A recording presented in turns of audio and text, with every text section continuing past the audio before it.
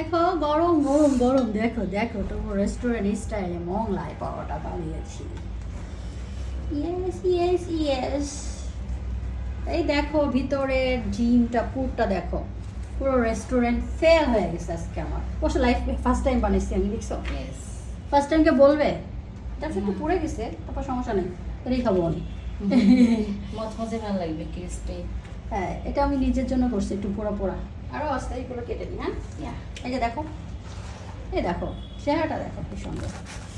আর crispy দেখছো, দেখছো কীভাবে টস শব্দ ক্রিস্পি।